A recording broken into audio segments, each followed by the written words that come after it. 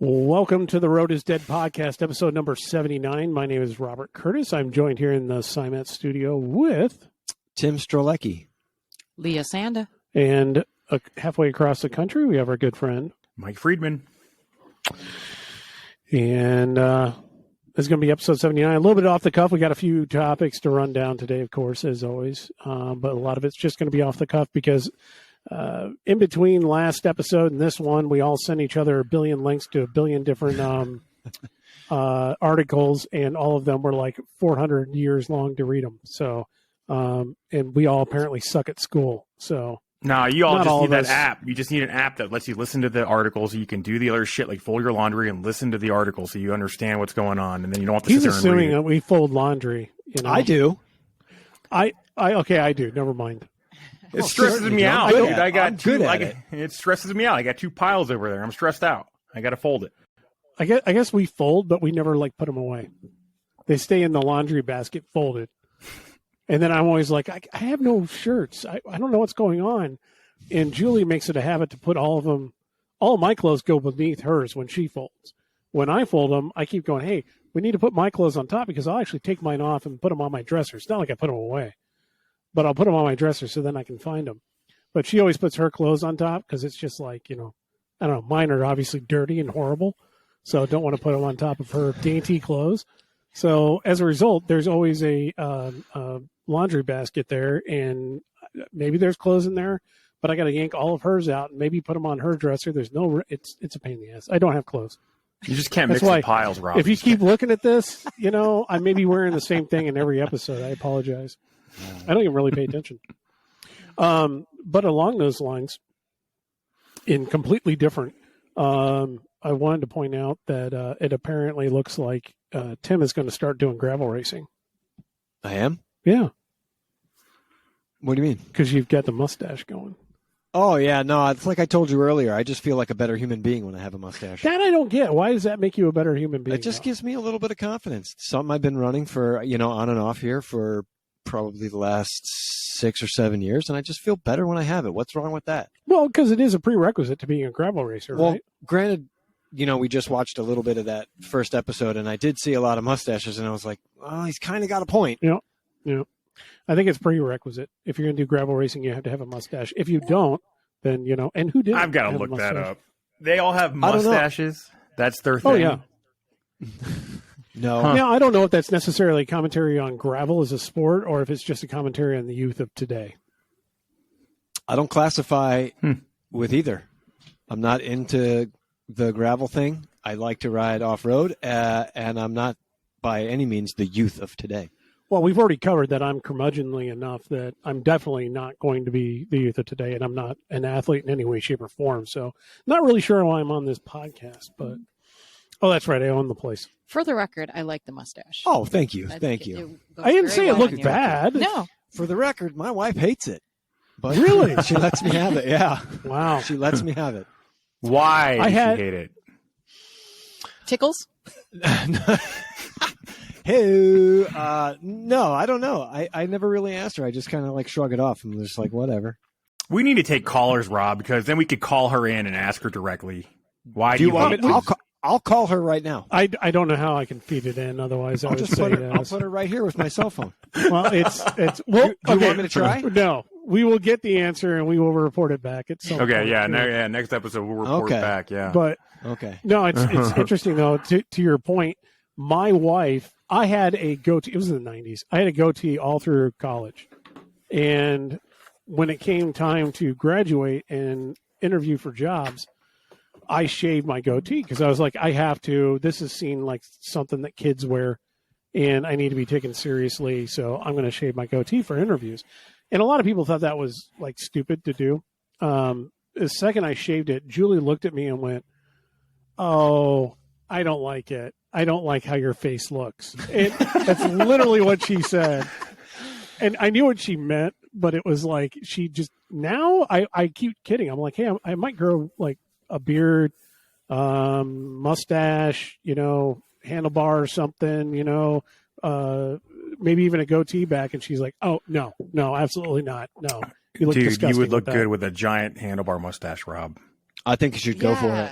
I had one of those, like, what do you call them, Fu Manchus or whatever. I Yeah. had one of those I for a think little bit. And everyone hated it, but I loved it.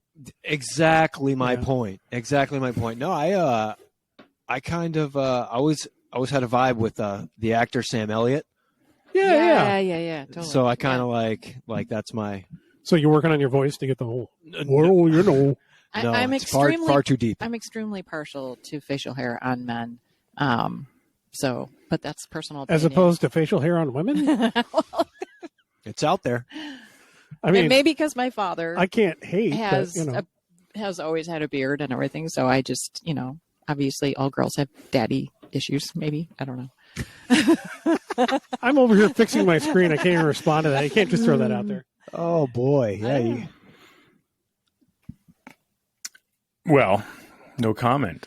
Well, I've lost my screen here. Yeah, so. we're all watching Rob Yeah. fidget with Yeah. this. So, Sorry about that, Let's everybody. just ignore the screen. So, but one thing that we did allude to in the last episode said that we were going to talk about in this one is going to be this helmet article.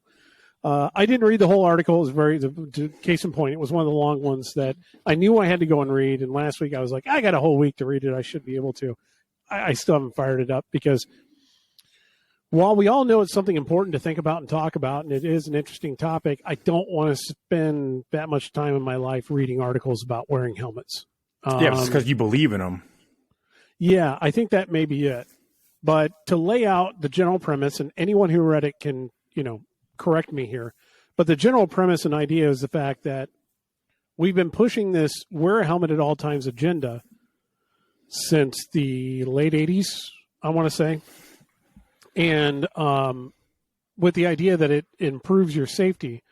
But on the back end of it, there's some hindsight and some studies that have pointed out that basically say, if you're going to wear a helmet, it's not going to really help you when you get hit by a car. It's not going to make any difference in your survivability.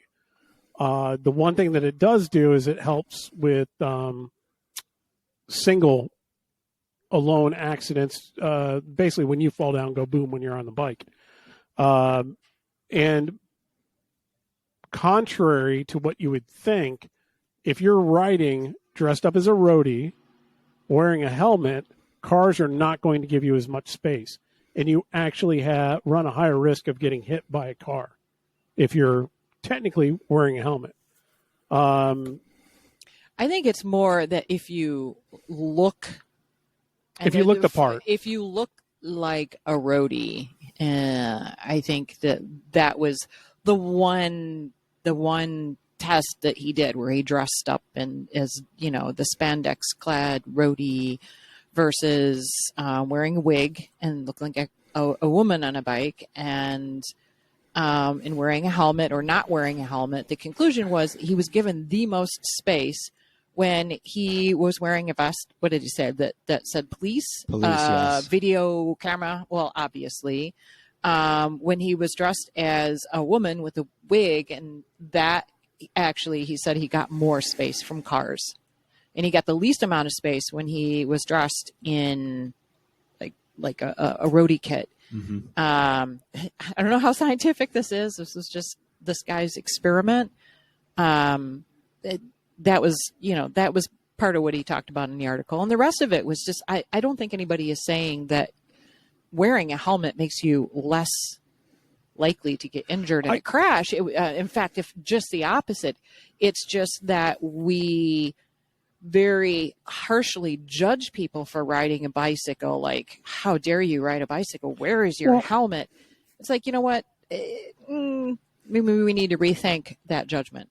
If I understand it, what they're also saying is statistically, it's not the right agenda to push the helmet at all times on every bike trip position to individuals who aren't necessarily riding a lot. In other words, the idea was put forth that some people may not ride a bike because they get hounded by people telling them to wear a helmet and they just don't want to wear a helmet. They don't want to do all that. And in reality, whether they wear a helmet or not changes nothing about their survivability or safety when they're riding, when you look at the statistics. Because if they're going to get hit by a car, they're going to be hit by a car anyway. Yeah, but dude, it's so variable, man. I mean, you get hit by a car. It really depends where you get hit by a car, how fast the car is going, what happens to your body when you fall down. I mean, sure, if you get hit by a car going fast, your helmet is not likely to save you. But depending on how that fall goes and depending on how the accident happens, it can save you. But the statistics of it were saying it won't save you. If you get hit by a car, the helmet's not saving you. Show me the statistics of that. I don't know about that, if I believe that, because I had a crash when I lived in California on the Coast Highway going almost 30 miles an hour where I was cut off and I actually T-boned. They stopped, they came up. I was traveling south. They were coming north. They turned left in front of me to go into an alley, stopped directly in the bike lane. I looked up, saw them, skidded, shoulder checked the car. It 180'd me into the street. I smashed my head on the ground, got up, screamed at the driver, got on my bike, rolled away, and if I didn't have a helmet on, I would not be sitting here right now. Yeah. It's so variable, exactly. I mean, it really depends how you fall and how you're hit. Right. And then I've had incidences where I've caused accidents, racing on my own accord, and the helmet has saved me again. Well, I don't know. I mean, Mike, to the point of the article, you're teaching children how to ride, and I'm assuming you're quote unquote pushing an agenda of helmet wearing. Dude, it's a primary. It is a primary. Finish your question. Do you ever run into kids or children, parents, anybody who really push back against the idea of wearing a helmet? No, the biggest problem is the helmets aren't fit correctly. You have the straps inside the helmet, and most of the helmets aren't fit correctly. So the whole helmet is just moving all over the head. So there's no purpose. It's like putting on a hat, right? So, the primary focus of riding your bicycle, the primary thing that keeps you safe driving your car is what? Wearing your seatbelt or having control of your car. The primary thing that keeps you safe when you're driving your car is what? Having control of your car or wearing your seatbelt. Yes. What I'm asking you, what is the primary safety component? They equally play an equal part. What is the first? Wearing my seatbelt. Driving safely. Wearing my seatbelt gives me more feeling of control of the car. Wearing your seatbelt gives you the ability to drive your car, hit the gas, hit the brake, know what to do when you get to the light, turn your blinker on, Rob? No, but it gives me more of a feel, makes me more connected to the car. Maybe I'm not asking the question clearly, okay? What makes you safer driving your car? Wearing your seatbelt or having good control of your car? Well, having the ability to drive your car. Having the ability to drive your car. Same thing on a bicycle. What keeps you safer riding your bicycle? Having good control of your bicycle or wearing a helmet. Both are important. What keeps you safer? Your ability to control the bicycle. And what to think about, what to look for, reaction time. Yes. The helmet is just as important. It is a primary safety component, same as your seatbelt.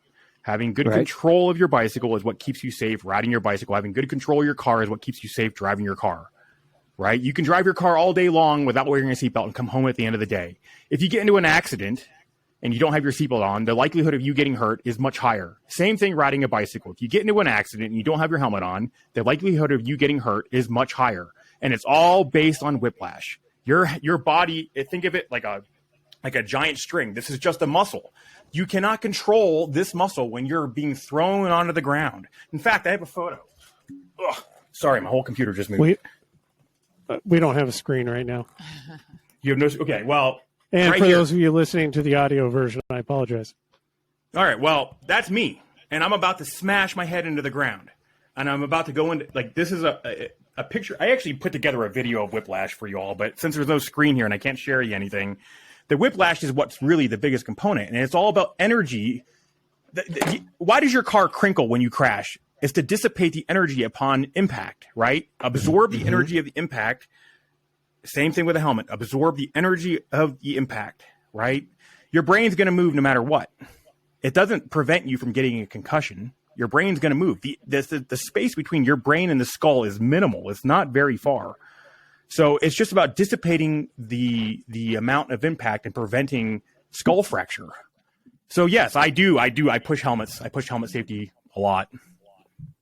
Because the ability to control your head when you're falling you cannot control it. It is a heavy part of your body, and when you're whipping onto the ground, that energy of the crash it's the same thing when you get hit from behind.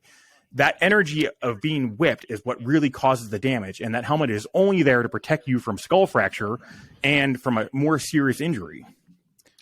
I don't think the point of the article was to insinuate that helmets are not effective at preventing serious head injuries or mild head injuries of any kind. I think the point of the article was asking the question is, do the vehicles around you treat you differently if you are wearing a helmet? If you are not wearing a helmet, are they more inclined to maybe give you a little bit more space than if you are wearing a helmet? And is somebody who is wearing a helmet more inclined to be less safe when they're operating their bicycle than when they're not wearing a helmet, or maybe they might be, I'm going to be a little bit safer because I'm not wearing my helmet right now.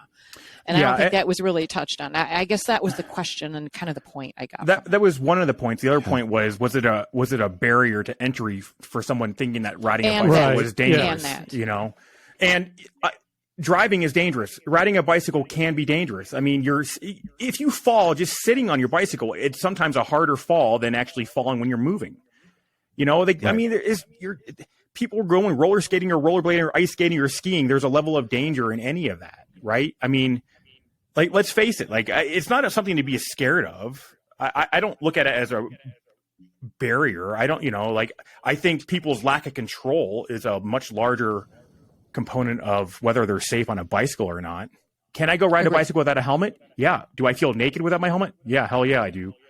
Yeah. Yeah, absolutely. And I think something to talk about also is your ability to be seen. Like, do you have lights on? Do you have bright clothing on? Clothing that attracts motorists to visually see you versus wearing, a black helmet and an all black kit. Like, you kind of, when you're in that scenario, you kind of just blend into the environment you're around. But if you're wearing a kit that's bright and fluorescent, your helmet may be fluorescent, you're going to have, you have blinking lights on your bike, you have more of an ability to be seen by motorists.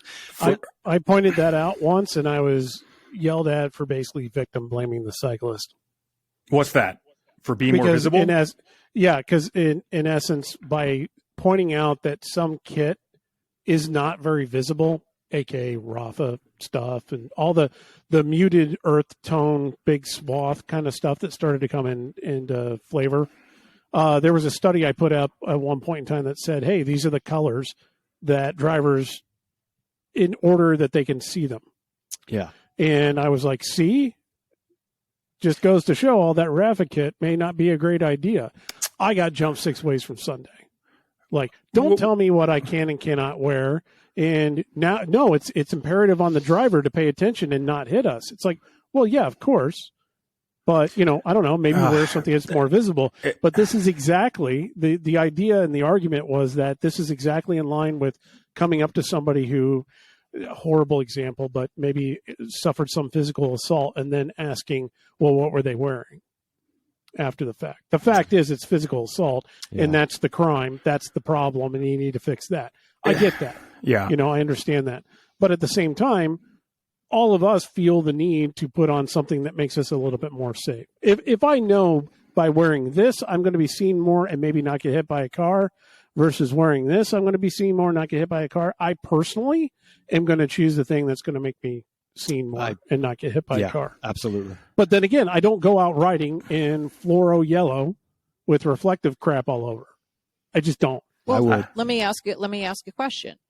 If you are just going for a short ride over to somebody's house and you are not dressed in your normal high vis whatevers and blinking lights and all that stuff, versus when you have all that on, are you more inclined to be a little bit more risk averse when you know you're not wearing all that and be like, well, maybe I'm not going to go on that road? But if I know I have my blinking lights on and I'm wearing my high vis stuff, so you know what?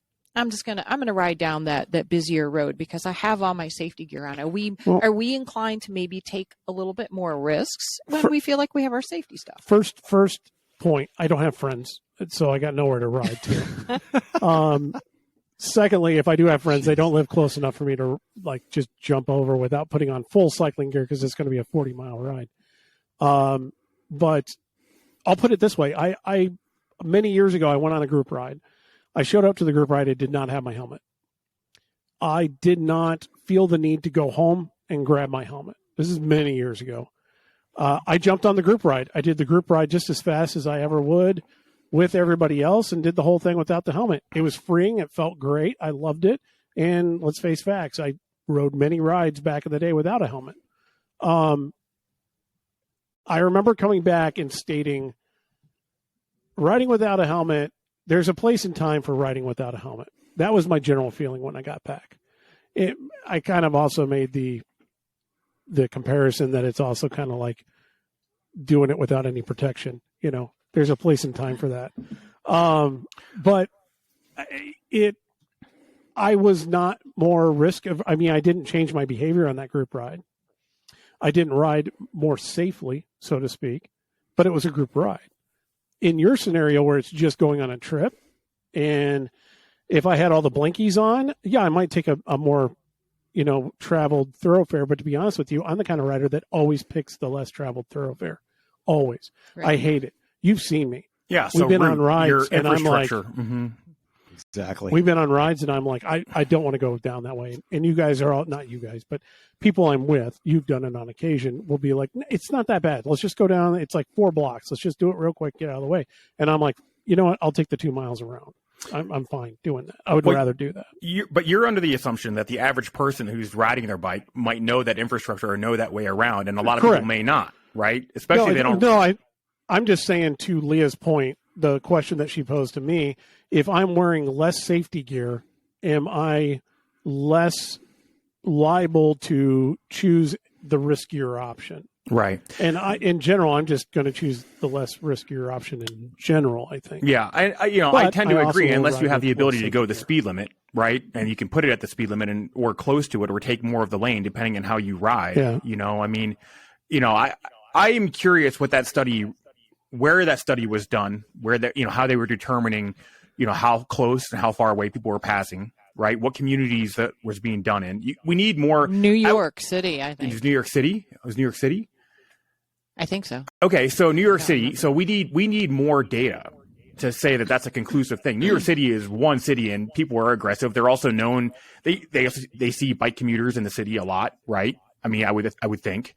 But we need more conclusive study. We need more data points, and I would be definitely down to try that here in Boulder area to see what that would be like.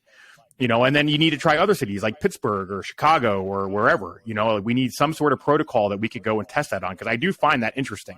And I don't think you can just say it off of one study that New York is, that's how it's people pass farther away. I got the impression there were multiple studies rolled into this. Yeah, I think it was pointed out in the article that there was very little actual studies on any of this, and that and even if you wanted to do a study on it, how do you really control the variables? It's really, really, really difficult, if not impossible, to really study this. But he did his best to collect what data was out there to try to sum things up, and basically just left us with some questions that are interesting. But the point too, there's the whole mandate issue. A lot of municipalities have gotten rid of the mandates because they found that the mandates were only penalizing the least frequent users. Exactly, in marginalized communities. Yeah, that doesn't work. Yeah, right? It doesn't work. You're just, so it reminds me of the take that I had when I moved into Dundee, when we put the shop into Dundee, and I was getting my sign approved for the shop. And then when all that was done, the guy who, by the way, is now the village president of Dundee, but the guy that was in charge of that council when we got done goes, okay, now that that's out of the way, you mind telling me, Mr. Cyclist, why everyone that rides the path through the center of town doesn't pay attention to any of the stop signs and just runs through all of them and just expects every car to stop? And it was like, at that point, I was like, you do realize, well, first of all, I said the following. I was like, first of all, I'm not the de facto president of all people that ride bikes. So you can't ask me why everyone does this. I go, secondly, you're going to find very quickly anybody who's an enthusiast or rides a lot doesn't ride through your town. They take the first left-hand turn right when we get into town. They go down to, Water Street, and follow Water Street all the way around, because then you don't have to go across all these streets through downtown Dundee. I go, so the people you're getting mad about are the families that decide to get on the path, that came to your town, parked, got on the path, and decided to take a little 3-mile round trip ride together as a family. They're the people that might ride the path 4 times a year. You know, you're aiming your disgust and your reaction to the group of people that you actually want to have riding a bike, but have the least amount of experience. I think he was mad at me because I've been several times I've blown through all those stop signs. Well, but here's the thing. Also, I always go back to the same safety speech when people give me that kind of crap about like how anybody rides. I always go, here's the deal. We make our own choices. We make our own choices when we're on the bike. Right. And we all make them based on our experience, what we see going on. And when we make the wrong choice, we're the ones that pay the penalty 100%. A car isn't paying a penalty. You don't see any drivers killed because a guy ran a stop sign. Yeah, it's a car, exactly. We're the ones. Mm-hmm. We're the ones that do the calculation when we approach a situation, and then most of the time, at least from my standpoint, if I am violating something, it is because I know by violating it, I'm actually making myself safer because I'm getting off of that street sooner. Yep. I'm getting out of the way of the other drivers, or I'm not giving them an opportunity to overthink the situation and make a bad call. Yeah, no, I agree. And that's always been my stance on it. I can't tell you that I stop at every stop sign, because I try to stop at most of them. I try to stop at stoplights. You've ridden with me. Yep. You know it's a pain in the ass when I'm riding, because I'm always like, well, I guess we're not stopping here, guys, you know, and I'll put my foot down. I always loved how Wayne Simon always said that. He was always like, he would yell at everybody. He's like, you know, you get more of a workout if you stop and then accelerate again. He's right, dude. Wayne is right. Yeah. I am all for stopping. They passed a law here, and I don't know. I don't, you know, you can roll the red light to get you out of the intersection. I have a couple points here, actually. So they passed a law here recently in like the last year or two, and I can't remember the exact name of the law, but basically you can roll up to a red light, and if it's clear, you can roll it, right? Or you can roll before it turns green. Is it Idaho stop or something? Yeah. And the problem with what that, they call it? Yeah, I understand the rationale behind it. It gets the riders out of the intersection, so you're not, you know, trying to get onto your pedals and trying to get out of the intersection before a car passes you. I get that. The problem with that is that the drivers have no idea what the fuck you're doing. They just think you're blowing the red light. So that leads me to the other point, is that on your driver's test, there is never any information or test questions regarding passing cyclists, driving with cyclists on the road, you looking at them as a person with a life. Yeah. Solid point. Solid point. I think, to your point, I think culturally, we just have this habit of creating this environment where cyclists don't exist as human beings. But slight correction to that, I took a driver's test down in North Carolina, and they did ask a question about interacting with bicycles on the roadway. It's minimal. If it's there, it's a minimal thing. It's minimal. It's never. Yeah, they also did a question about jaywalking, and they did stuff about street racing. So, you know. Interesting. You know, sorry, Tim, go ahead. No, go ahead. I was just going to say, you know, like, you know, teaching kids how to ride bikes, people bring their kids because they want their child to learn how to ride a bike. And then you have these adults who will scream at you, get the fuck off the road, or throw shit at you, or, you know, swing a baseball bat at you. These are all true stories. Throw bottles of piss at you, almost you know, every whatever. day. Pull a gun, you know. Mm-hmm. And it's like, where does that come from? Why do they view you as such a piece of shit? Where does that come from? Where does that hostility come from? It's a dehumanizing thing. It's generalized road rage. Yeah. And we, being cyclists, don't represent human beings. We just don't. We represent everything that they're mad at. No matter who it is, what the situation is, we just become that vehicle to embody all their hatred at that moment. And it's because we're not seen as just normal human beings. The best campaign that I saw to try to alleviate some of this is when you would see the billboards go up, and it was like, you know, it showed a picture of a guy on a bike, and it was like, I'm a father. I'm, you know, I belong to your church. I'm your coworker. I drive a pickup truck. I ride a motorcycle. Right. I do all the cool shit you do. You know, fucking moron. Yeah, there's so many of them that have such a weird approach to it. They like yell at you like, well, you're not paying the taxes for the road. It's like, dude, I drive as well. I have a car. Yeah. I pay the same taxes you do. I pay the same registration fees, you know.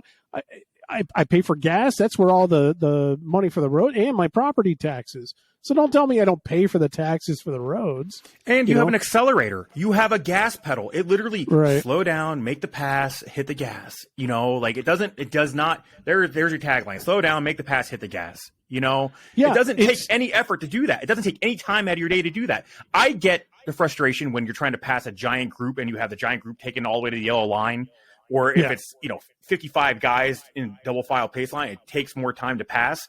But what were you going to say, dude? I interrupted you there. I don't know. I don't. I like you. I don't like the groups that will take the lane. I don't. My generalized philosophy is not to take the lane. I will take the lane if it's a situation where I know that by taking it, I'm forcing them to slow down the way that they're supposed to anyway in that section, and it's unsafe for them to try to get around. You know what I mean? We all play that calculation in our heads where we go, you know what? I'm jumping out in front of this car just so they know I'm here. I'm taking the lane. I know they're going to see me this way, and I know that they're not going to be in the frame of mind to like try to run me over because of the situation. But there's also the level. Sorry, go ahead. I'm interrupting you again. No, but but the big group that goes and takes the lane just to take the lane, that's what bugs me. The ones that make it really hard for people to get past kind of bug me. Riding 2x2 on larger roads, I get it, as long as you're still squished over, because then you're actually shortening the amount of time that the driver has to interact with you. Yeah, you're 2x2, but if you're over, they don't have to go as far into the other lane. It's easier for them to pass, and they pass in a shorter amount of time. I do get that, as opposed to if you were just strung out as a long line of riders, they're going to drive next to you the whole way, and they're going to do it slowly, increasing the risk to everybody. Yeah, and you have no idea if they even know, what the range of their car size is. Yeah, also the space of their car, right? Most people don't drive next to something where they're comfortable knowing where the edge of their car is, for one. And two, where it's safe to pass, because they're trying to, they got 100 other things on their mind, or who knows what's going on in their day. So they're trying to make a pass depending on that group. But the other thing is that a lot of the riders, and I don't know that this is true, every crash is variable, right? Some people are hit because someone's texting. Some people are hit because someone's drunk. Some people are hit because, people aren't paying attention. Some people are hit because they, and the fault is varied, right? I mean, the rider can be at fault. The driver can be at fault, But the thing is as a rider, especially when I'm out there, I'm hyper aware of where I'm riding, and I communicate, like I'm looking. I can look over my shoulder and make eye contact. I can, I'm using my hand signals. I'm taking the lane when I need to. I can go fast enough where I can go sometimes the speed of traffic or faster, and it's like so I guess my point is, it really depends where you're riding, for one, the infrastructure too, and the situation of the accident, being visible. I am a big proponent of helmets. In fact, I actually just found a video that I was going to show you all of the whiplash and why, even at a high speed accident, why a helmet makes a lot of sense. You have the slow speed and high speed. Yeah. It's too bad we don't have somebody that teaches this stuff to people. I know a guy. You know a guy? Yeah, he's out in Colorado. Yeah, I'm pretty passionate about it. I really am passionate about it. Yeah, I'm passionate about it. That's good. We need people like you. You're illustrating my point, though, is that you make that calculation in your head 1,000 times during a ride, and you assess the situation as you roll up into it. That's why I'm not infrastructure. I will agree with. I do kind of look at the infrastructure side of Twitter that kind of goes crazy about all this stuff. I like it. I like looking at it, and it has taught me over time that, infrastructure is the root cause of all of these problems. There are ways to design infrastructure to reduce all these interactions or make them safer when they do happen. But that's not getting fixed overnight. It's not getting fixed overnight. You have to get the buy-in of an entire culture that is car-centric. People get hit by bicycles. People get hit by cars here in Boulder, Colorado, and we have amazing infrastructure. It's just, it's unfortunately, it's a numbers game. They have this goal zero. I believe in that too. It's an educational thing. You have Bicycle Colorado, and there's a couple other ones. cyclist community, they're all doing this goal zero. But the problem is it's such a numbers game. If you have X amount of cyclists on the road and X amount of cars, it's only a matter of time until an accident happens, right? And you have different people coming in from different communities. Not everyone's from here, so they don't all know how to drive around an active community. And that's why all the communities are different. In New York, you have more active cyclists riding in a certain area, given a certain parameters of what they're doing for work or whatever. Again, every community is different. Every accident is different. The more a motorist engages with cyclists, the safer it will be. But if they're not, to an extent, I can argue against that too, because look at Barrington Hills. Well, yeah. The more a motorist interacts with cyclists, the more pissed off those guys that's just get, that community and the more inevitable a problem is going to occur. I've said this before. I'll say it again, and I hate saying it. Someone's going to die over there. Someone that unfortunately we may know. Here, there, and everywhere. It's just going to happen over there, and it's because that community is out of hand when it comes to this stuff. And the thing that just blows my mind about it is it's an extremely affluent area, and that's why they hate us, because it's like, these are our roads. We bought them. We pay the taxes here. You guys don't belong over here. But at the same time, they have so much money, and all the roads over there are so narrow. They have no shoulders. They have no infrastructure. They barely fit one car down them, let alone two going the other direction half the time. And it's like, you guys could have paid to have better roads over here. If you guys would have paid the money, widened out the roads, and put some shoulders on there, guess what? You probably wouldn't be stopped by any bikes all the time. At least the bikes would have somewhere to roll. Yeah. I think it's just boils down to what kind of distracted motorist you encounter. Yeah. No, I get it. Because we could go on everywhere. Yeah, and I mean, we're all guilty of it. I've looked at my phone when I'm driving. You go to turn the radio on, or your coffee spills, or you're petting the dog, or it's easy. Let's face it, people are not necessarily good drivers. There's a lot of bad drivers out there. It goes same thing on bicycles. A lot of people don't have good control of their bicycle.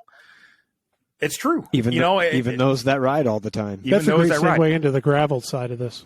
Well, hang on. Before you go into the gravel thing, I got to show you guys this, and I'm going to bring it in to the viewers that aren't. We can't see it. Yes, you'll be able to. You'll be able to. The screen's not working. We have no screen. We have no screen. Shit. There's no video screen? So show whatever you want. It's not going to work. It's not going to. Well, there's going to be video for the podcast, but literally my computer screen is messing up. Somebody needs a new laptop. Yeah. That checks in the mail. If you would like to make a donation.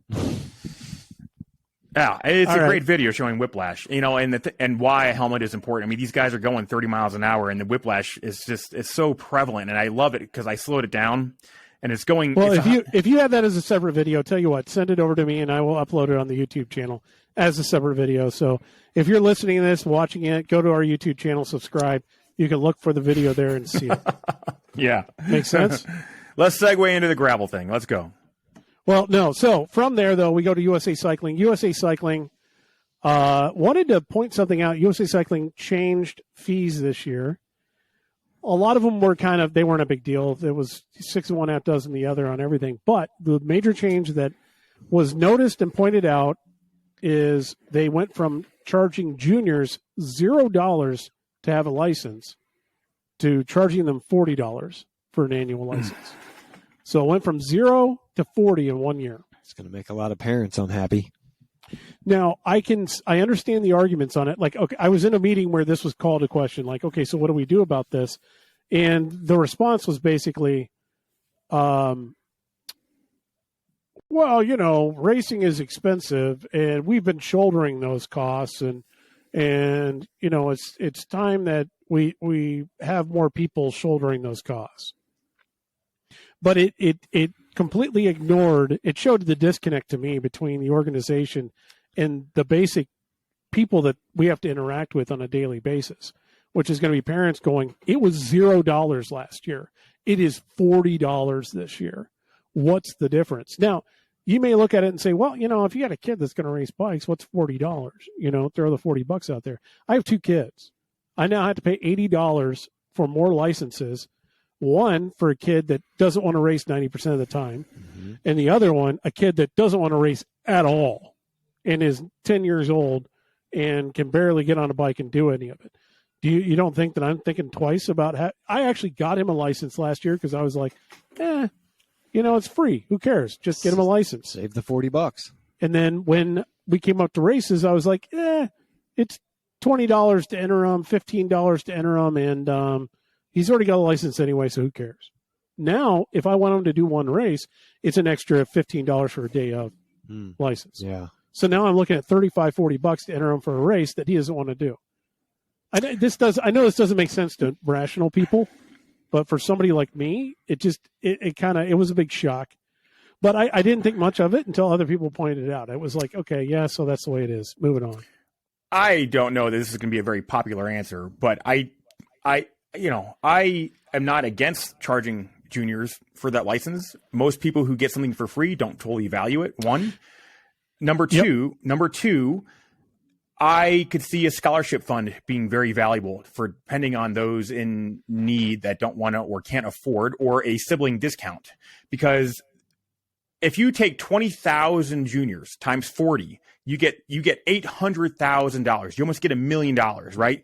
It's got to go somewhere. Okay. So if you're going to charge for a license and USA Cycling is going to charge for all these fees, I would love to see the transparency of where the money goes and how much people are getting paid and what the budgets cost for various things. Number one, it's a nonprofit. All that stuff is filed. I know how that goes. Yeah, we do the same thing. The 990s are all publicly viewed. I don't know that theirs are publicly viewed. I have not looked. Are they viewable? Okay. People that I know have found them when they go looking for them. I don't know where to go looking for them. So. If they're easily accessible on the website, that would be awesome. Like going back 25 years would be great, because they've been a nonprofit for a long time. If they're a nonprofit, they should set up an endowment that has a scholarship fund that pays for the junior licenses. So it doesn't take away the fees that they would necessarily bring in. They need funding. I mean, their point, they paid those licenses. They did that for the last, few years. It was a scholarship. It wasn't a scholarship. They just paid for the juniors' licenses. They just gave it away for free, but did they pay? Did they pay from the? Well, they paid for the insurance for that rider and everything else. But is that money? But is that money being released from a grant? Is it coming from somewhere, or is it just being given for free? Because those are two different things. No, it's they're paying. They're paying. So don't quote me on all the specifics, but I believe it was said we've been paying for the insurance for those riders, which comes down to $6 per license and some other fees and some other stuff. So it was something like between $6 and $8 a rider that they were paying for every junior that had a license in the last few years because of the structure of doing business and the insurance policy. So, I mean $40. It is what it is. $40. But now it's $40. Yeah. Out of all the things that cost quite a bit of money, and we talked about this in Laud podcast or whatever it was 2 podcasts ago, there's a lot of areas where they could save money. Entry fees are a big barrier, right? Lowering the entry fee for the junior. Yes. The licensing. Okay. Go ahead. To that point, so jumping from my first position to kind of your position. This was a discussion a while back. So back in the CCC here locally in the cross series, we had juniors race free, or it was like $5 between the two. And for the longest time, we just did that. And then somebody started asking the question. They were like, why do juniors get to race for free? And it was, they're juniors. We want to encourage more of them to do it and this and that. And somebody goes, look at the families of the juniors that are racing. For sure. In our specific case, the largest numbers of juniors that were coming forth were coming out of a very large team here that just tends to have a lot of families that are fairly affluent that are on the team. And it was like, if anybody can afford to pay, it needs to be these people. They're the ones, because $20 to them is nothing. These are the people that need to be paying for it. And because they're getting this for free, they don't value it, to your point earlier. And so then I heard a couple of things in other organizations where they talked about the value of things being given away for free. It becomes worthless.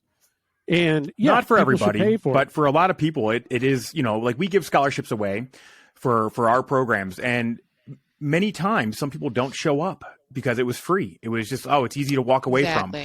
Yeah. If you can afford a license and you can donate a license, right? If you're an affluent family and you can buy a license and then donate a license for someone in need, and someone can apply for a license. Like I grew up in a way that I would have had to apply for that. That $40 would have made a difference for me. Right. You know, everybody's situation is different. I was the same. Yeah. Yeah.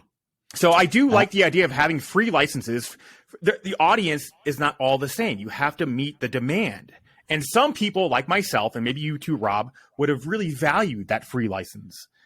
Right. And some people who get it free don't. If I hadn't a race before, I wouldn't value it. If I had raced before and I had to struggle to buy it, and then I got an opportunity to get it paid for, yeah, I would absolutely value it, 100%. But if I haven't had the struggle, I'm not going to value it. But to your point, these kids that we're talking about, I don't want to say they haven't had to struggle. I don't know them personally. They need that's unfair. A $200,000 fund that they just like day trade with in certain stocks, or get like a fund to play around. Great. And, you know, they need to do that for money to help offset the cost of putting on a race. You know, yeah. I mean, there should be. They can have a national series. So well, how do you think these colleges do it? All these care. Exactly. All these colleges do that. They have a huge endowment fund that they just invest in. It's just investments, and it just grows. So then you can help subsidize some of the racing. Or they also have a hell of a lot of students that pay a hell of a lot of money every year too. Yeah, well, yeah, and donors and alumni that just give money.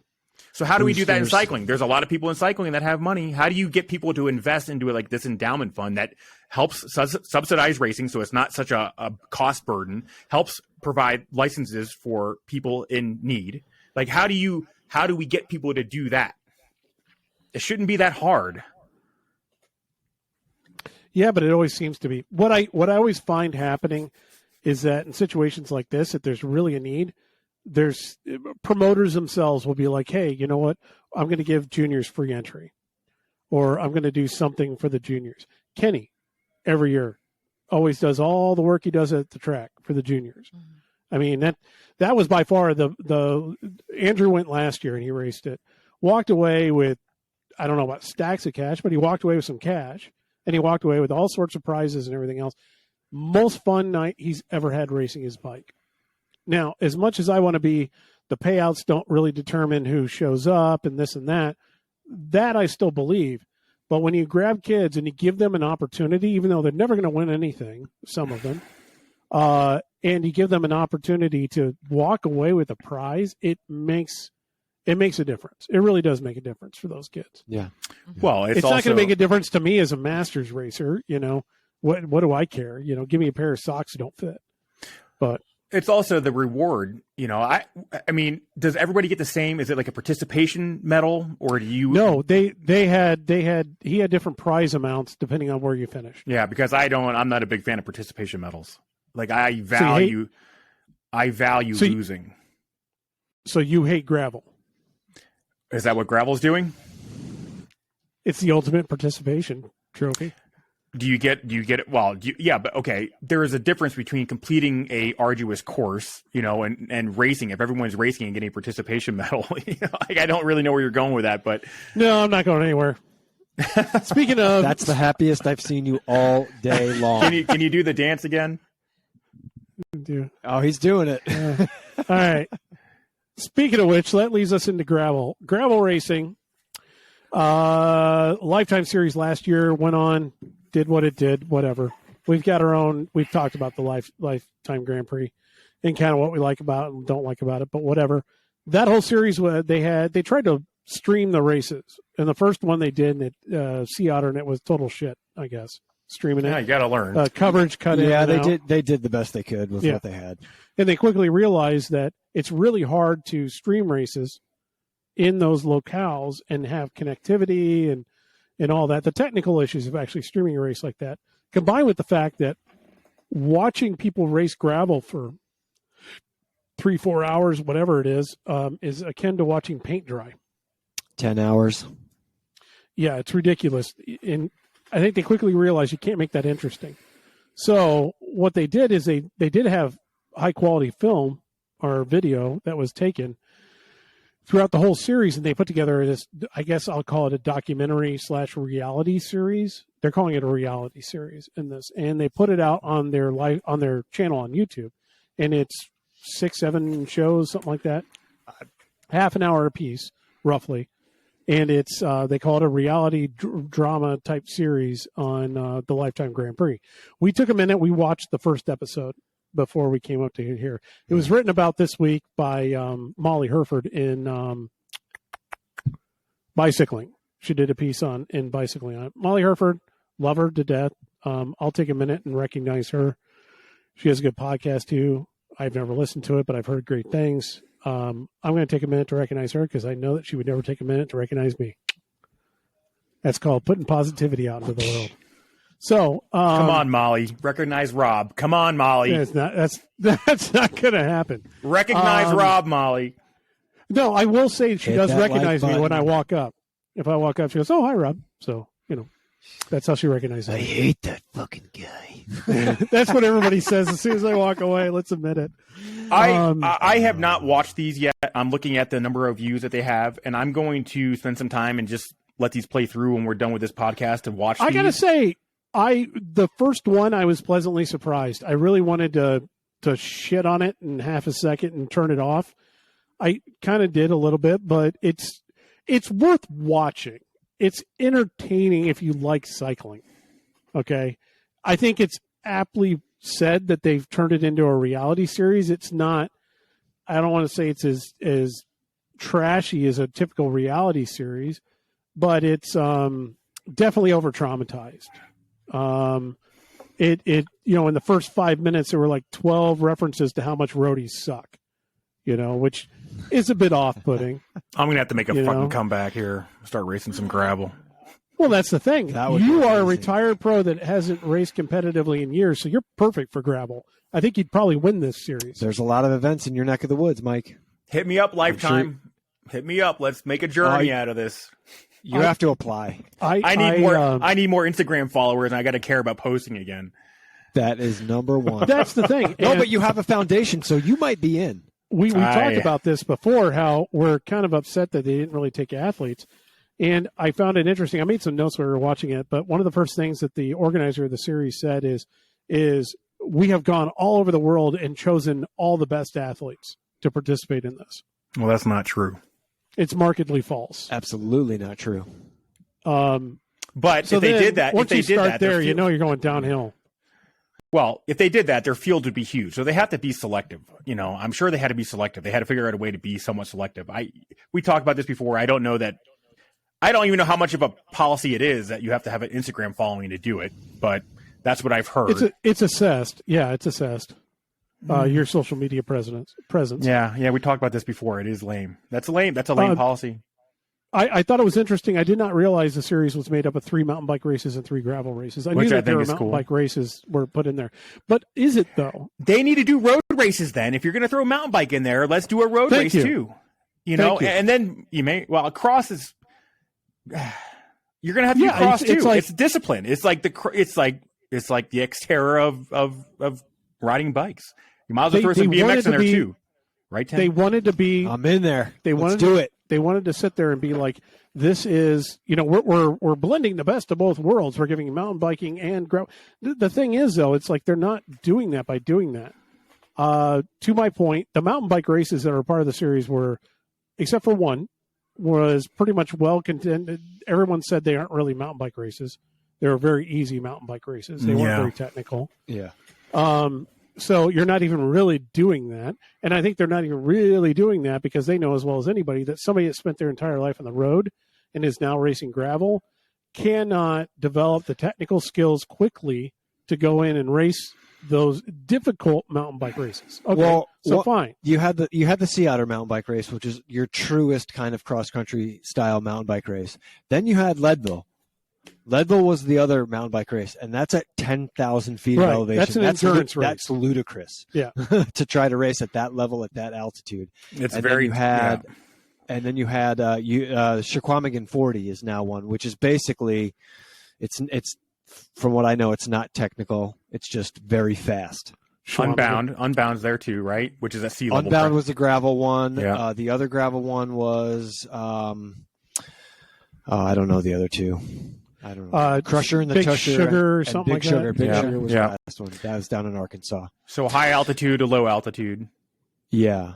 So they got a mixed bag, but the mountain bike events weren't like true, even domestic mountain bike courses, that you would see in the domestic scene, let alone a UCI World Cup course. So it's really easy for the mountain bikers to excel on those easier kind of courses where you take the X-Road professional or even the gravel racer that doesn't have a lot of skills on a flat bar bike, and now you're throwing at them suspension, front and rear, tire pressures, all sorts of things that they have no idea how to work with. That it takes a career to build up the right repertoire for. And think that they can just go and be successful on a course that goes left, right, up, down. It's kind of ludicrous to think that, and I think it showed in those events. Yeah, I understand wanting to do this as a spectacle, but as in terms of its overall raising the level of competition and adding to the technical repertoire of North American racers, I don't see that. I see it more as a spectacle. You've got people that are good at one type. You have people that are good at the other type. We haven't blended the two through a series or type of racing very often because it really just doesn't play out well in the end. What you end up with, I'll posit this, and I know I'm going to get attacked. You guys love attacking me. You're both looking at me like you're going to eat me. No, I have something else. To me, it posits the idea that we're going to end up with the person winning it not being great at either. If they make the mountain biking more difficult and they make the gravel more endurance-y roady or, that kind of thing, then you're going to end up, the person who wins is the best mix of both, which means they're not great at either.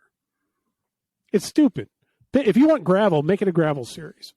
If you want mountain bike, make it a mountain bike series. I disagree. Do you know who won?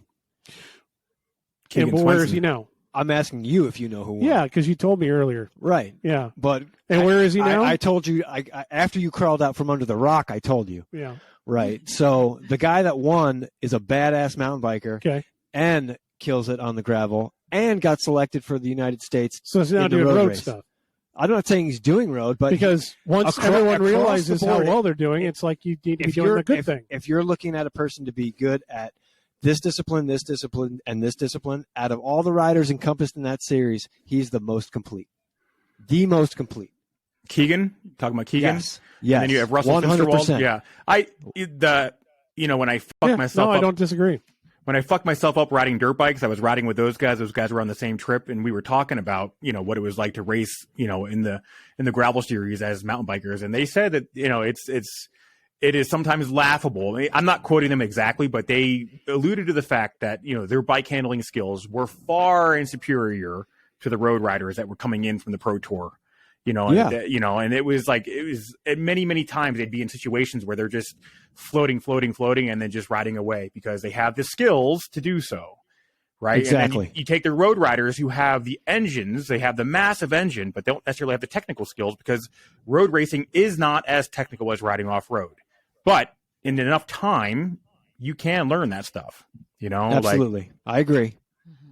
That's kind of where I was going with all this. And my point is that if you're not going to have technical mountain bike races, a roadie can learn enough tech to get by on the less technical mountain bike courses very quickly. Yeah. And once they do, their motor is going to blow all these and all the riders that didn't have those skills last year, I probably realized that, gone out and practiced, and guess what?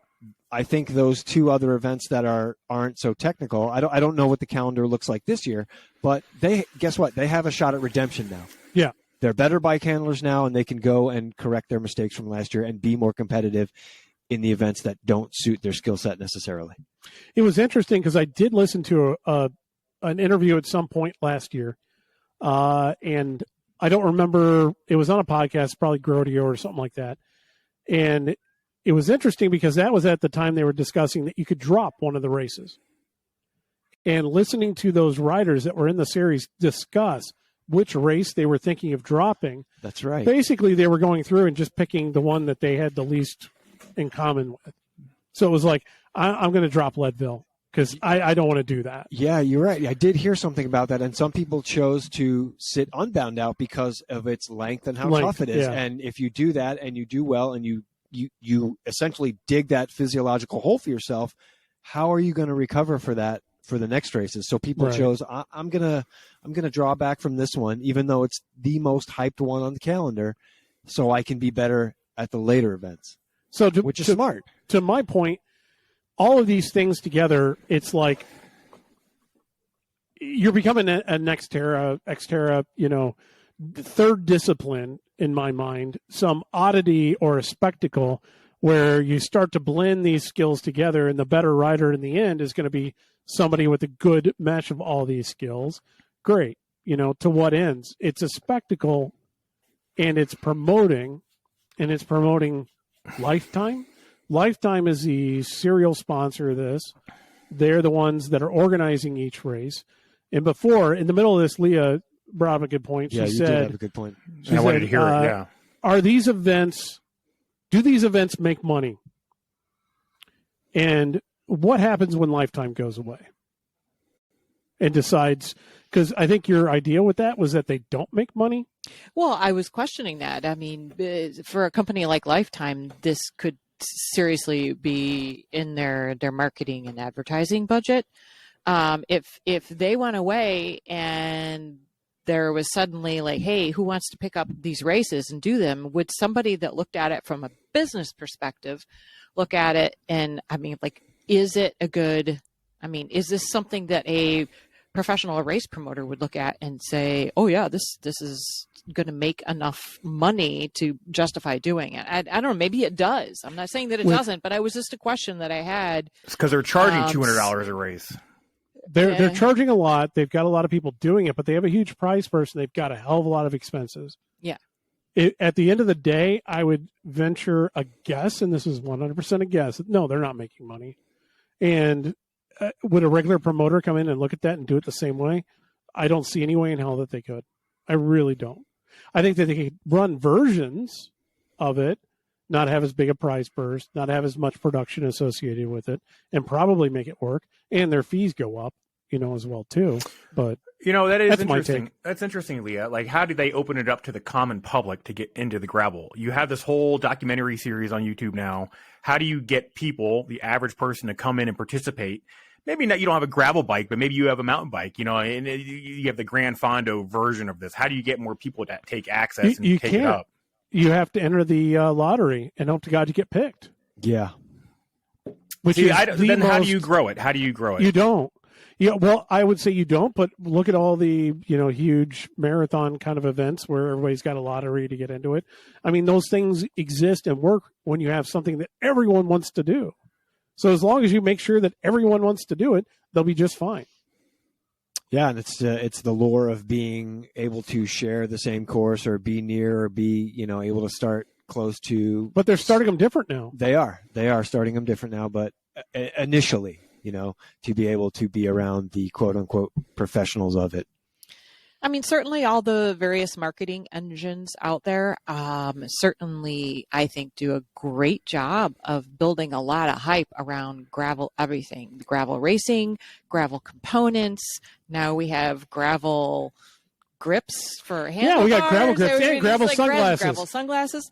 I mean, kudos for the creativity out there to build around this. But the question in the back of my mind is always, is the actual event even financially sustainable? Or is it being propped up on a lot of goodwill from Lifetime and hype?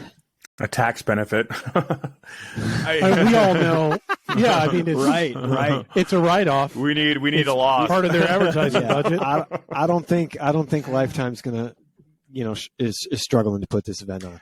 And it's a worry because I don't want to see it go away. I don't want to see anything cycling go away, whether you love it or not. Exactly. They're chasing the spectacle and what's hot. What happens when it's not as hot? Yeah. Is that your point, basically? That's hot. Well, I guess I want to root for all of it, because anything that gets more people in and competing and keeping them in the sport is good.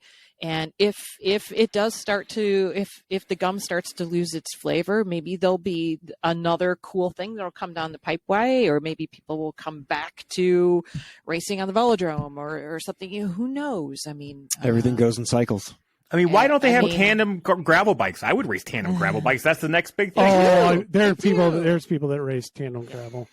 Yeah, they do. Count me in. Anyone wants to race tandem gravel, I'll race tandem gravel. Hey, I just saw a. I'll be your stoker. There's Let's a go. seventh event Get a room. that is added to this Lifetime series, and it's out by you, Mike, in your neck of the woods in Colorado. And I was thinking if you wanted to do the tandem off road thing, I'll be your stoker. Well, you guys, How far are you from Trinidad, Colorado? Just 2.5 hours. Dude, there's a great hot spring down there, clothing optional. It's an experience. Let's do it. It's 110 miles. Dude, let's go. We're going to need a you tandem. better enter the lottery now. Yeah, we better enter. Oh, let's learn. I'm I've racing already this seen weekend. people- Racing what? Old man winter. Yeah. Oh, that got canceled once because of too much snow, right? Yeah, well, I'm helping. I'm not familiar with this. What is this? There is a Olympian 100K, there's a 100K, and there's a 50K, and it's like timed. It's a timed gravel road. It can be super gnarly weather conditions. This weekend it's going to be fairly nice. This girl here. I got no screen, man. Is who I'm doing it with, Gwen Jorgensen. I've been helping her with some technique Never and mind. control. She could be the one on your tandem. She's kind of a hack, though. She is not, dude. She's new to this whole like athlete thing, right? 2016 Olympic triathlon champion, first American to be Olympic gold in 2016. No, I know. I'm just having fun. No. It is interesting. I've been helping her with technique and control and riding, and I've enjoyed working with her. But that's a separate thing. But yeah, we're racing it together, and it's Tim. We can ride together on the tandem, dude. Don't worry. If we could get one together that would actually get us the full distance and not break on us, it'd be pretty rad to do. Dude, you can get them a dime a dozen. People get rid of them because they can't fit them in their garage. There's actually one sitting to the left of us here. It needs some love, but It needs some love, and the owner of that has asked me multiple times to get it finished so he can come pick it up. So After we do that, I got let's about go. 4 weeks to get that done. We're going to need some PSIMET wheels, some Aero wheels, because after that, we'll go for the RAM record. I think the RAM record's attainable.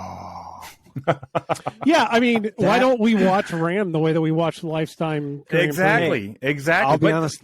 Crosser Road, too. Crosser Road as well. How come that hasn't really taken off? Sorry, Tim, what were you going to say? No, I was just going to say that I have a weird attraction to RAM. I've been getting it, too. Yeah. That sounds crazy. Don't interpret it. Keep your minds out of the gutter, people. You But guys have been getting rammed. I think it's a fascinating event. I really do. You can be my stoker and ram. You can ram. It's that Sorry, is actually Mom. my appeal to the gravel thing too, is the attrition. I like the sufferfest of it. I like the ability to see how far you can push your body. I like the maintenance side of things. These guys have to know how to fix their bikes. Same thing in RAM. Yeah. I like the idea of the attrition. I like the adventure of that. That is my appeal to the whole gravel scene, is how far can you fuck yourself? I find pretty cool, but it takes you 210 miles. Sorry. My New Year's resolution is swearing has been the hardest thing to break. It's okay. We forgive you. But if they wanted to really make a spectacle out of this, I think Lifetime has achieved that. I certainly followed along. It was intriguing to me. I liked seeing the struggles, like you said, Mike, earlier, about the athletes and how far they pushed themselves, the mechanicals they suffered, how they handled adversity, the crashes, and the whole thing that makes it what it is. It's intriguing. I just wish, and I mentioned this earlier, I'd love to see a gravel event that was 50 miles. How exciting would a 50-mile full gas 2 hour for elites, 2.5 maybe if the conditions are bad, just slugfest. Or I would watch that. Like short track stuff, I mean, there's a precedent for it. Make gravel events shorter, and I think if you want it, we always talk about what's the next big thing. The next big thing is short gravel, for sure. Because what we're seeing is that there's more and more people that are opting out of the longer and ultra long distance options and gravel events, and they are choosing the shorter because they're like, I don't want to spend my whole day out in the middle of nowhere sweating my brains out. Physiologically, I don't think it's healthy for you if you're, Not trained for it. An older person, yeah, or not trained for it. It's not safe to do, really. To go train for 200 miles, you're out there for a long time, many times. 200 miles on pavement's long enough. Oh, God, yeah. How about starting with your wheels off? You have to run to the start. Your wheels are off your bike. You have to put them on, and then you can go. Or you have your fat bike. Right. Your race. So this Saturday, I'm doing a fat bike race up in Wisconsin, where it has basically What's the name of it? Huge Ass. That's HUG. Slide and ride, where you have to bring a sled because you have to sled down a hill to your bike, which is staged at the bottom of the hill. That sounds And you can do it solo, or you can do it with a team of up to 3 people. And basically, it's how many laps can you or your team complete in 3 hours. Who's your team? On Bob Schrank and Jeff Gabbard on PSIMET are going to be my teammates. And I literally just decided to do this yesterday. So now I'm like, I have this carbon fat bike frame that's not rebuilt back up, and I guess I'm not going to use it. And I need to not have my bottles freeze, which happened to me when I rode last weekend. So now I get on Amazon and order insulated water bottles. And we have some insulated water bottles. What? I'd be searching. I'd be looking for that Clark Griswold sled. Bob Schrank has a sled. He said he's going to wax it. Yep. So but it's not just waxing. You got to think about the snow conditions. I mean, if you have a flexible flyer and you have the right snow conditions, nothing is beating that. Now, if you have a toboggan, it really depends on what you got. If you have to all go down together. Yeah. No, I guess it's just one person. I would think this starts. Now your toboggan's going to be like the mountain bike riding on the fat bike trails. You're going to dig in and be slow. It's all about conditions. It's all about the snow condition, because a toboggan it's got the surface area where you can really haul ass on it. And this is not a toboggan. This looks like some plastic kid sled. Flexible flyer. You can steer. He's got a donut with a unicorn head. As long as he talked to Clark Griswold. I think this is this is an excuse to stand around a big fire pit in the woods and drink. No, what gave you that idea? How'd it go, Leah? I crashed 7 times. Yeah. Laughed every time. Hey, all I got to say is that based on the name of the race and all the other crap that's going on, are we just totally missing the boat on the roadside? Do we just need to rename every event instead of whatever the hell we're naming it, serious name to this huge ass shit, and just make up bullshit names like that, plays on words. It'll never work, because then it'd be like, are you trying to be like gravel? No, because anybody that's a staunch diehard gravel and mountain bike person, they're never going to take the time to look at any road event anyway. The problem is the market is so niche. You only have so many road riders. You only have so many cross riders. You only have so many gravel racers, right? And even though you might have 40,000 in each of those, I don't know what the number is. It's not, there's 357 million people in America. How do you get more people interested in the sport? I mean, how do you get people to watch this stuff? It'll be, 100,000 views is really not that many views. You take a guy, have him have cancer, have him battle it and succeed, and then win the toughest race in the world. Lies. All lies. A show. That's what did it. That is what did it and set the ground for 20 years or 15 years of He's what got me into bike racing involvement. Thrift Shrug Classic. I sure took the bait myself. Yeah. I took the bait of the everyman. I still cried myself to sleep. Won it against the Frenchie, and then got shot the next year. That's who got me into it. Lies. I still got that guy. No, Lies. Lamond. I still have Lamond. Lies. I'm going to Gregory. keep Lamond. I got Lamond and I got Hampton. Those are my guys. I fell for the Lance thing, but whatever. Not hook, line, and sinker though. I always kind of knew something was up. But Yeah. what are you going to do? Well, it wasn't, Anyway. it wasn't all, that wasn't always there. Some of that show was real. When he was younger, some of that show was real. And even and he'll say the same thing. And I raced my entire career clean. And I can't say that I'm not angry at those guys for taking the easy road. because let's face it, they have lots of money and no one seems to care even after the fact. But at the end of the day, a lot of other guys were also doping. I mean, Right. I'm don't think I would have ever made that choice, but money talks. And all those guys, again, I'll reiterate, all the fans seem to like, a lot of the fans still seem to like him. Yep. Fanboys. It's we were talking about this the other day Yeah. off Yeah. camera and everything, and I think at some point we need to do a look at Voldemort and kind of do a deep dive on the impact on what's happened to cycling. And I would love to hear all the perspectives, especially yours, Mike, from your side of it. But it's one of those things where it's like, if you go back and you look at that time period in time, and you look at the top 20 positions in every Tours de France that from like 95 on up through the Lance era.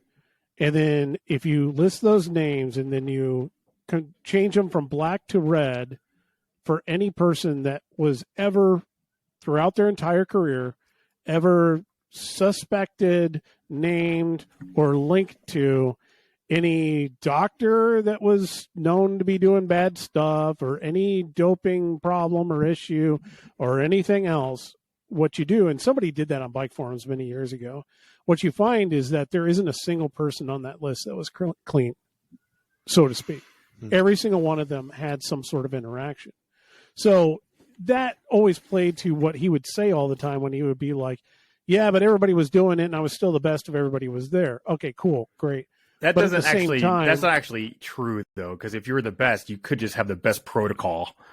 Right. And that's kind of my part of it is it's like, not only was he was a great physical specimen, we get that, but the man also had the best doping regime and the best doctors, and all that can be bought. I mean, look at what Floyd did, when he walked into the office of BMC, when he was going to BMC and he was like, I want to win the Tour, but this is how much money it's going to take for my doping program. You're either going to pay this and I can win the Tour. And if you're only going to pay this, I'm not going to be able to win the Tour. Yeah. And it's hard to speculate exactly what the truth is. I mean, none of us were there. I wasn't there. I can't speak. Well, he flat out, Floyd said that. I mean, and he's recounted it and everything else. And the guy at BMC basically also backed that up. He walked in when he came over to the team and said, if you want to win the Tour, this is how much money it takes. And that's my doping program. It fucking pisses me off, honestly. You supply me with the dope. So that's the other part of it that always I can sit there and I can look back at that era and say, I don't really care because everybody was doing it. But at the same time, I know a lot of riders that raced through that period that weren't doping. And these individuals took paychecks out of their pockets. I can swear on my dog's life, which is like one of the most important things in my life, that I didn't take drugs. Respect. There is a number of areas I can identify that would have made me better as a rider. Looking back now with the rearview mirror of retirement, in training and lifestyle and choices and the way I did things. But yeah, it does piss me off. It pisses me off. Understandably. And it's one of those things that we definitely probably should pick an episode and do it. It's something that no one really wants to listen to though. So it's always this. Yeah. How do you know? Do we do it just for ourselves? Here's the thing. If you guys are listening, if you're listening and you want to hear a doping episode, let us know. You can send us an email at roadisdead@gmail.com.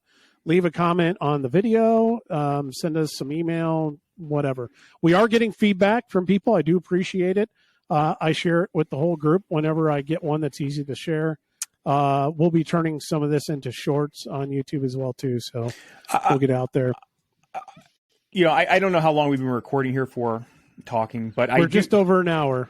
I do know that if we had any of those guys on the podcast, right, that I think it would be a very fascinating discussion. I don't know that any of them would come on, but I do think they would be a very fascinating, and we could keep it super neutral, like in terms of the conversation. But, you have guys out there like Danny Pate, another clean rider, Brad Huff, another clean rider. And there is a whole host of other clean riders out there, that I know were clean.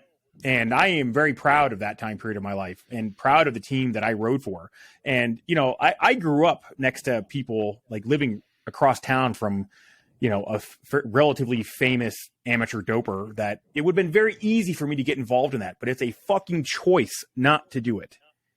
Yeah. It's an ethics in here, Mad respect. So, Yeah, anyways, no, it's so easy to just be like, well, I'll get better, I'll make more money, I'll be faster, I'll win. Sign me up. But to have the moral and ethical wherewithal and the panache to stand up and say, fuck you, I don't want to dope, that's awesome. I will also say, though, that it is hard to look back and look at various situations and know that financially, it does not seem to matter, that they are in a very different financial state than I will be. They are paying no penalty. Yeah. So that's a hard pill to swallow. You can go to bed at night with a clear conscience. Dude, it's part of the reason why I like you. Knowing that you got that going for you. You did it right, and you did it clean, and you did it your way. Yeah, and I went there clean. Right. So right. Yeah. Anyways, it's not about me. This is not about me. Let's, move on. But I heard it's about the bike. On that note, we'll bring this episode to a close. That was a good book. It was a good book. I said, thank you for the person who wrote it. I read it. I read it. All right. Thank you for listening to the Road is Dead podcast. Like, subscribe, give us ratings, give us feedback. If you're on Apple iTunes listening to it, go over and give us a rating and leave a review. We would love to see those. If you watch us on video, or if you haven't, maybe go out and check it out. It's over on YouTube. Find our channel, Road is Dead. Subscribe, like, share, all the good stuff. Until then, keep the rubber side down. Enjoy the ride. Ciao, ciao.